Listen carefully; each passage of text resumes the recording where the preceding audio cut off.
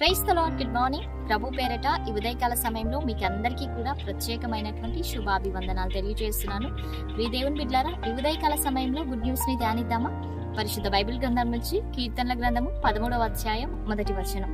యెహోవా ఎన్నాళ్ళ వరకు నన్ను మర్చిపోదువు, నిత్యము మరిచెదవా. ఆమెన్. దేవుని నామానికి మహిమ కలుగును గాక. ప్రియ దేవుని బిడ్డలారా, ఈ యొక్క ఉదయకాల సమయంలో పరిశుద్ధ ఆత్మదేవుడు మిమ్మల్ని అందరినీ కూడా సమృద్ధిగా దీవించి ఆశీర్వదించి ముందుకు నడిపించును గాక. ఆమెన్.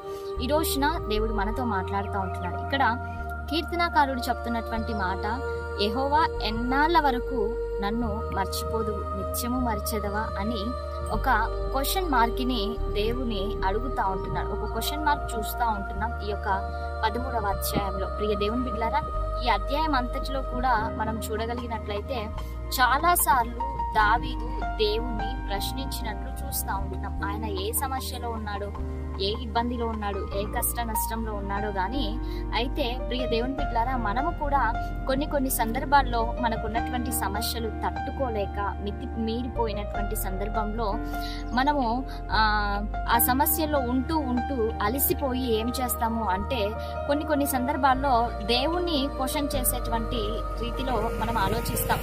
అయ్యా, చూస్తా ఉంటున్నావా, నువ్వు మర్చిపోయావా, దేవుడు ఉంటే నాకెందుకు ఈ సమస్య, దేవుడు ఉంటే ఎందుకు ఈ కష్టం అని రకరకాలుగా నువ్వు దేవుణ్ణే క్వశ్చన్ వేసేటువంటి పరిస్థితిలోనికి, ఆ పీక్ స్టేజ్ లోకి నీకు నీ యొక్క సమస్య ఉందేమో. అయితే ప్రియ దేవుని బిడ్డలారా, ఇక్కడ దావీదు కూడా దేవుని క్వశ్చన్ చేశాడు. కిందగా మనం చూడగలిగినట్లయితే క్వశ్చన్ చేసిన తర్వాత ఆ క్వశ్చన్ లోనే దావీదు ఉండలేదు, కానీ దేవుని సన్నిధిలో అడగటం ప్రారంభించాడు.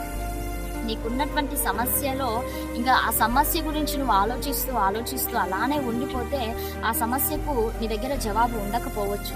దేవుని బిడ్డలారా, నీకున్నటువంటి సమస్యను బట్టి దేవుని సన్నిధిలో గనక నువ్వు అడగగలిగినట్లయితే ఆయన ఏమి చేస్తాడు అంటే, దావీదు జీవితంలో ఈ అధ్యాయం చివరిలో ఆయన నాకు మహోపకారములు చేసి ఉన్నాడు అని దావీదు భక్తుడు చెప్తున్నాడు. ఆయన సమస్యలో ఉన్నాడు.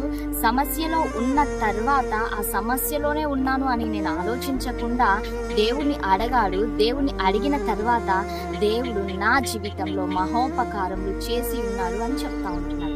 దేవుని బిడ్డలారా, ఇక్కడ దావీదు అనుభవం గుండా మనం నేర్చుకోవాల్సినటువంటి విషయం ఏంటి ఉదయకాల సమయంలో అంటే, నువ్వు సమస్యలో ఉన్నావా, ఇబ్బందుల్లో ఉన్నావా, ఇరుకులో ఉన్నావా, అప్పుల సమస్య చేత బాధపడుతుంటున్నావా, అనారోగ్యం చేత నువ్వు వేధించబడతా ఉంటున్నావా? ప్రియ దేవుని బిడ్డలారా, నీవు ఆ సమస్యలోనే ఉండకుండా, దేవుని క్వశ్చన్ చేసేటువంటి రీతిలోనే ఉండకుండా నీవు పక్కకు వచ్చి దేవుని అడుగు, దేవుని సన్నిధిలో అడుగు, విజ్ఞాపన చేయి, రోధించు, ప్రార్థించు, కన్నీరు కార్చు. ఆయన నీ కన్నీటిని చూచి దాటిపోకుండా దావీదు జీవితంలో ఏ రకంగా అయితే మహోపకారములు చేసి ఉన్నాడో, అట్టి కృప దేవుడు నీ జీవితంలో కూడా, నీ విషయంలో కూడా ఆయన మహోపకారములు చేసేటువంటి దేవుడిగా ఉంటున్నాడు. ఆమెన్. అందరం కళ్ళు మూసుకుందామా? ప్రార్థన చేసుకుందాం. సర్వోన్నతుడా, సజీవుడా, సర్వాధికారి, మీకు వందనాలు ప్రభువా. ఈ ఉదయకాల సమయంలో అయ్యా, ఈ కార్యక్రమాన్ని చూస్తున్న ప్రతి బిడ్డను కూడా మీరు జ్ఞాపకం చేసుకోండి, దీవించండి, ఆశీర్వదించండి. సమృద్ధికరమైనటువంటి రీతిలో తండ్రి నీ బిడ్డలను తండ్రి ఒక్కొక్కళ్ళను తండ్రి మీరు బ్లెస్ చేయమని అడుగుచుంటున్నాం.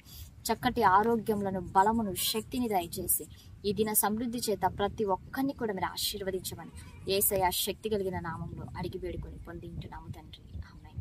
Praise the lord. God bless you all. Have a good day.